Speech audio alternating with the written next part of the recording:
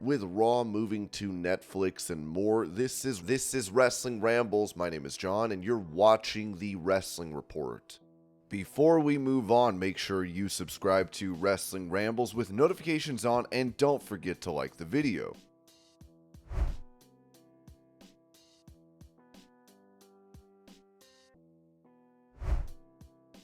Asked what would happen if he were to not win gold at WrestleMania 40, Cody Rhodes told CBS Sports, "I guess I wouldn't too. I feel like I don't look at it from that perspective in terms of what would happen if I didn't get to the finish line, because ultimately that's a failure. It would be a failed year, and I'd hope that that doesn't come to pass. You can never call it. You mentioned there being doubt in people's minds about will it happen, what could potentially happen. Doubt is a beautiful thing, and for people to take the ride with you, I doubted that Daniel Bryan could survive a match with Triple H, and then survive a triple threat match and get out of WrestleMania 30 how he did. But it was a marvelous moment. I don't mind doubts at all. I just myself can't have any in regards to everything else that's going on. I have to be straight and narrow as far as where I'd like to go, how I'd like to get there." Rhodes also said this about if the story needs to be finished at WrestleMania 40. That's a really great question. I feel like it could happen before, it could happen after, but I think it's all the sweeter if it was to happen at WrestleMania. Last year was about the title, the championship itself, and then the way the match unfolded and being this close to the moment, that made it now a far more personal situation. So I'd love to be at WrestleMania, no doubt.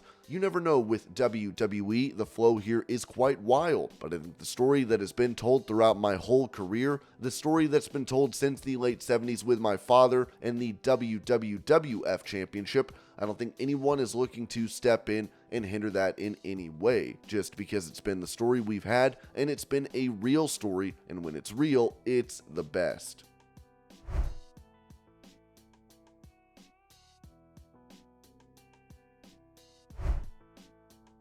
Giving a status update on the commentary team for Smackdown, Dave Meltzer said on Wrestling Observer Radio, "Kevin Patrick is gone unless something changes. I don't know all details. I don't know who's going to be replacing him. I'm not surprised. They just did an announcer change the first of the year, so it's like a couple of weeks ago. Corey Graves has been totally carrying the Smackdown announcing. I don't know who they'll bring in. Could be Vic Joseph. Nick Khan likes to hire sports people, but the problem is announcing sports and announcing wrestling are very different. Jimmy Smith did a good job, but that's because he announced real fights and tried to announce wrestling in a real fight way." Ringside News added, "According to a report from PW Insider, WWE executives made the decision to remove Kevin Patrick from the SmackDown commentary team on the night of January 22nd. This decision appeared to be somewhat last minute, as Patrick was originally scheduled to travel to SmackDown that Friday. While Kevin Patrick is said to be personally liked within WWE, there was a prevailing belief among executives that he may not have been the ideal fit for the role. As of it remains uncertain whether WWE will find another role for Kevin Patrick, whose real name is Kevin Egan, within the company, or if this marks the end of his tenure with WWE. Kevin Patrick is yet to comment on this development. Furthermore, it is not clear who will replace Kevin Patrick on the SmackDown commentary team, or what the future composition of the team will be. Earlier reports had suggested that WWE management was interested in keeping the current Raw commentary team of Michael Cole and Wade Barrett together due to their established chemistry.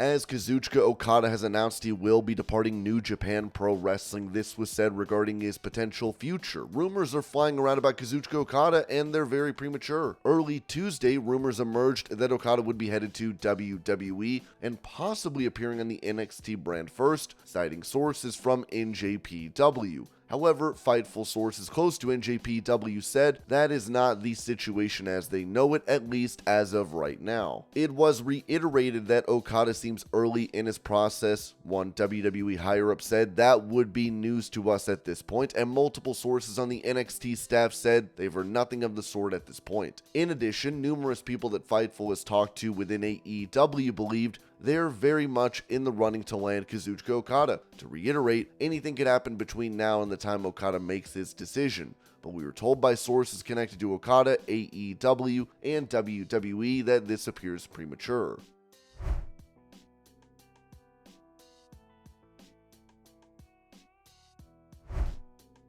addressing screenshots that seemingly showed him having conversations with a 16 and 17-year-old. Former WWE star Velveteen Dream told Chris Van Vliet, "No, those aren't conversations that I've ever had with anybody, minor or adult, legal, illegal, consensual, or non-consensual. Those words, those texts, those images that have been pushed out there on the internet, they're all false." On April 24th, 2020, I put in my DMs as the Velveteen Dream when I was working for the WWE, my Twitter and my Instagram. The only two accounts I had were strictly for the Velveteen Dream. I did speak to a Jacob Schmidt on Instagram. We actually had a phone conversation over Instagram. At no point in time did I ever type anything or say anything that should have or could have been misconstrued as an advance of any type. There's been a lot of people that have said a lot of things. The one thing to be very clear about is it's not a friendship, it's a mentorship. I can only akin it to the big brother, little brother program. One, if I'm going to help anyone, I'm more inclined to help a male. I'm not a female biologically, or I don't identify as a female. I don't understand what it takes to make money in the professional wrestling world as a woman.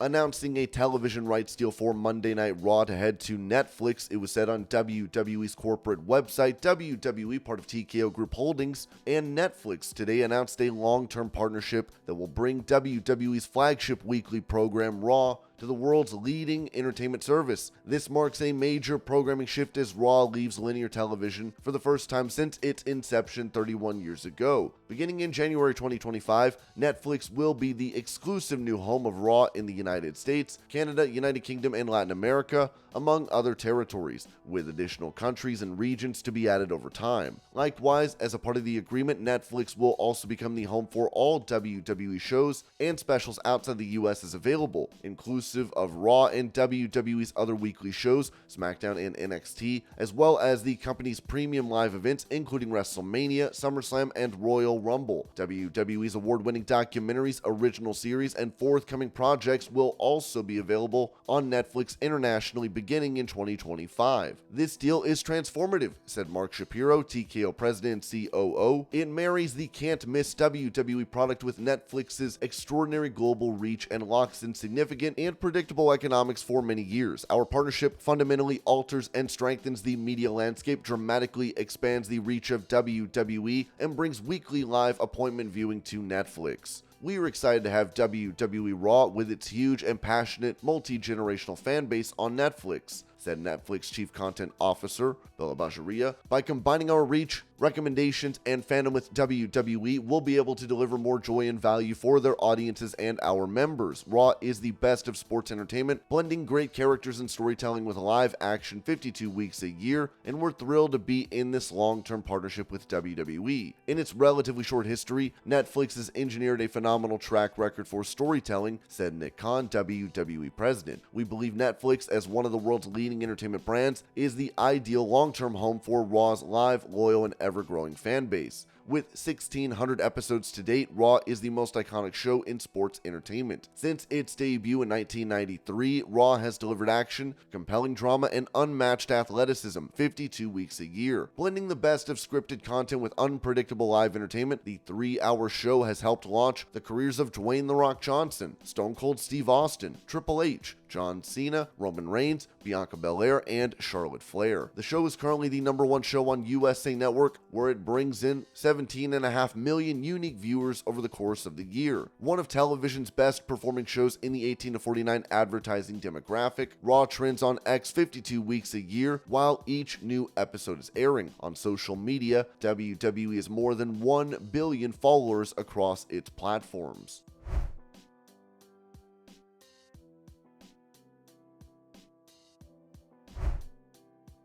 When it comes to Raw possibly moving off Mondays, WWE President Nick Khan said on the Pat McAfee show, "At this moment in time, it remains Monday Night Raw. Keep in mind, we have 10.5 months until this deal is up and running. We're looking at what you're looking at and what everyone else is looking at. You have a proliferation of gambling with Monday Night Football. You have an enhanced Disney package, Better Games. You have the Manning Cast. This year, it was on ABC and ESPN. Last season, the playoff game they got was Tom Brady at the Cowboys. You also have the college national championships, football and hoops on Mondays. You have a lot of Mondays where there is stiff competition. That said, even against Alabama, Michigan, and Washington Texans game a few weeks ago, Monday Night Raw did a .6 in the 18-49 demo, which is a massive rating against big competition. If we stay on Mondays, it'll work. If we move to a different day, we think it'll work too. Going over how premium live events will air, it was added that our current partners in the United States for all the premium live events like WrestleMania is Peacock and NBCU. They have been tremendous partners. This deal with Netflix is for premium live events outside the United States, excluding certain territories where we have existing deals like India, for example.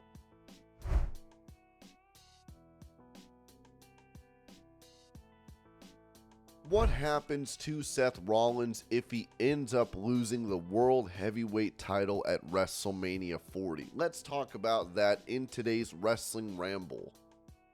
Seth freaking Rollins, excuse me, the World Heavyweight Champion in WWE, gifted the secondary world title, the consolation prize world title. I'm not trying to just completely dump on Rollins, but I inevitably will. If you've heard any of my thoughts on Seth Rollins, you know this is not going to be very positive, but I'm hoping this will come out to look like constructive criticism at best. Seth Rollins is a great professional wrestler. Let's start there. He is one of the best professional wrestlers today. He's one of the greatest in WWE right now, in the world right now. I don't know if he's top 5 or top 10. He may be different depending on what kind of style you like, what kind of pro wrestling genre you're into, or whatever have you, but he's got to be up there for everybody. He has to be near the top. Somewhere near the top, he has to be on your list of best professional wrestlers in the world today. That has to be the case. When it comes to his promo ability, he can cut a great one. I've seen him have some excellent promos. I've seen him be very serious. Even recently, he's been serious. It's the times where he's not. It's the times where he's dressed like a goofball, dancing and prancing, doing the cackle.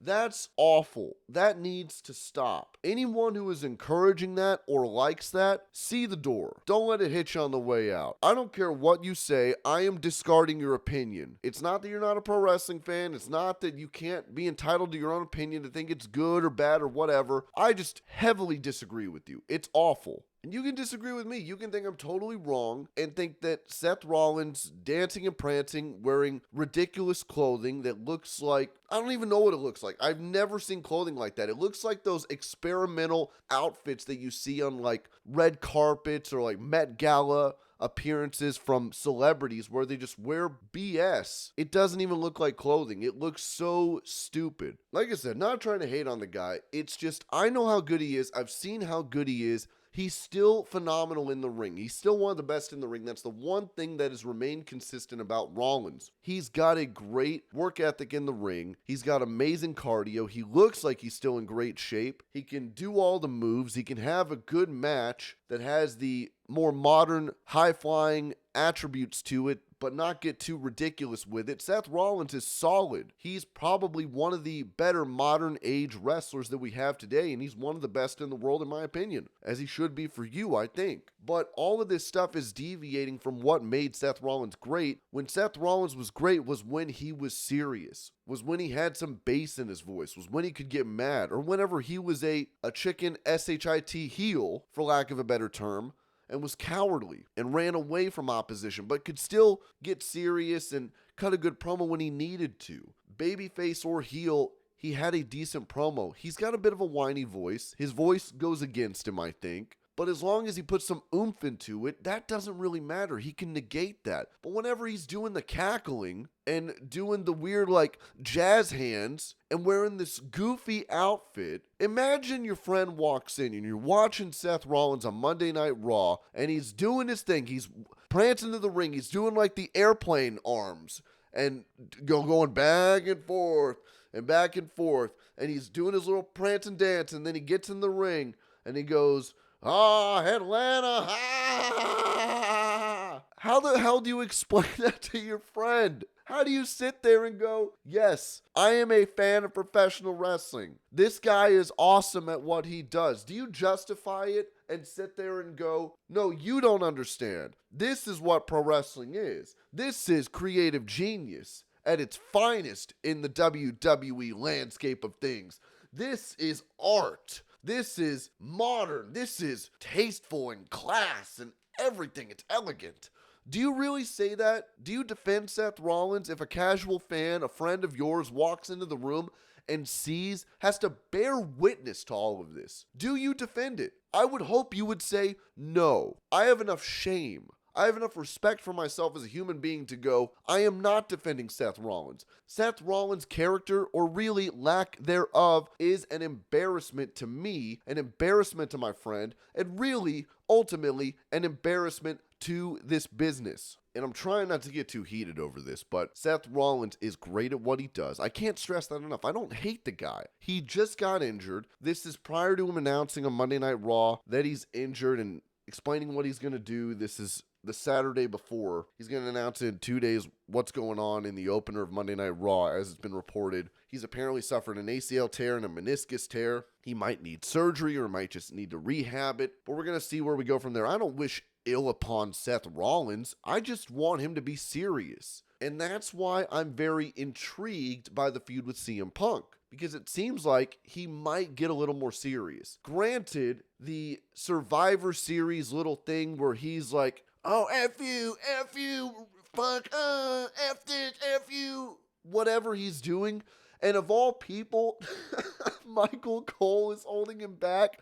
It's not believable. I'm sorry. They should have had a whole security team there to hold Seth Rollins back. It should have been like 5 guys at least. Not that you need 5 guys to hold Rollins back. If they're 2 or 3 grown adult men that actually look like they, hit the gym or are professional wrestlers at the least, they could hold Seth Rollins back. You can't have Michael Cole doing it and Corey Graves standing there like, Seth, I think you should calm down. And Michael Cole's the one hugging him like, no, Seth, no, don't go over there. CM Punk is just trying to make friends and make money.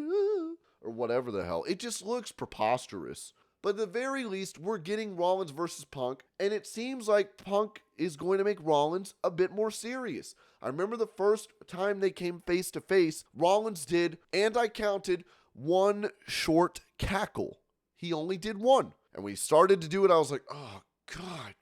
Oh. But he stopped, he cut it short, and I was like, oh, are we done? And he got serious with him. And he basically cut the same promo on Punk that Hangman Page did, which I'm a little disappointed in. We're just getting the same storyline we got in AEW. Like, what are we doing, WWE? Come on. Is this what we have? And when is Rollins going to turn heel here? I don't know how this is going to turn out. All I care about is Seth Rollins becoming serious, because every time I hear his horrible music, and if you defend that theme song, if you want to say, oh, the theme is over, people sing along to it, all right. You've got me there. But you cannot seriously sit there and say that's a good song. Do you listen to that song when you're working out at the gym? Do you listen to that song when you're on the car ride home to and from work? Do you listen to that song when you're sitting on the couch in the living room with your friends and going, hey guys, check out this track.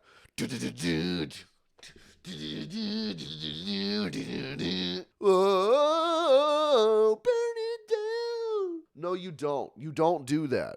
And if you do that, I not only feel sorry for you, I feel more sorry for your friends. But hopefully Punk will bring out the best in Rollins on the promo. Here's the duality of it. This is the duality of Punk versus Rollins. Punk will hopefully bring out the best in Rollins when it comes to his promo abilities and his seriousness as a character. When it comes to that presentation, Punk, I am praying, will bring out the best in Rollins. And Rollins will bring out the best in Punk when it comes to a great professional wrestling match. Punk is slowing down. He's getting older. He can't do all the moves that Rollins could do. Even if Punk was in his prime, he couldn't. But Punk's getting older. He's past his prime. Seth Rollins is still good and can go, so he could help carry him to that match. Not that Punk needs someone to carry him, but Rollins is the right opponent for just about anybody. So that's the duality to it. Punk can bring out the best in Rollins for a promo, and Rollins can bring out the best in Punk for a match. That's why I'm excited for this, because we get a great WrestleMania feud.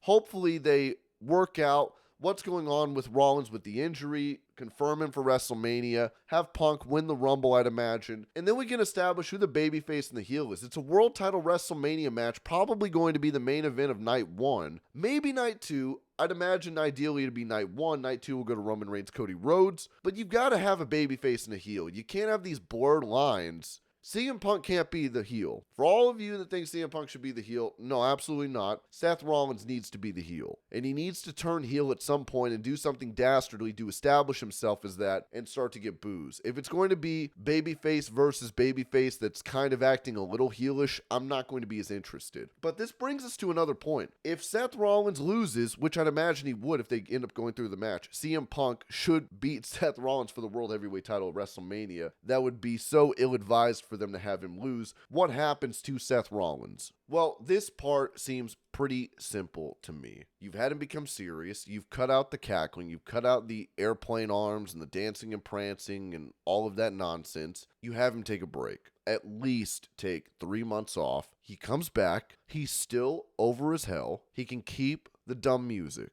All right, we can keep the dumb music that people sing along to, fine. But tone it down with the dumb clothes, the goofy clothes, tone it down just a little bit. Take like 1 or 2 notches off of that. You still come in suits that are like cheetah print or leopard print or have little poofy things on them or tassels or sparkles, but just tone it down a little bit. No more dancing and prancing, no more airplane arms, and no more cackling. Please, no more. I can't take it. It's so awful. I don't want to have to wait for another Punk-like feud for Seth Rollins to become serious again. Is Seth Rollins really going to lose the world title, come on Raw the next day and go, I may have lost, but I'm coming back? No, you know that's not right. I know that's not right, and we shouldn't do that. WWE shouldn't do that. What do you guys think about Seth Rollins? What should happen to him after he loses the world title at WrestleMania 40? Be sure to let me know in the comments. I'd love to hear from you. That's all I've got. I'll see y'all later.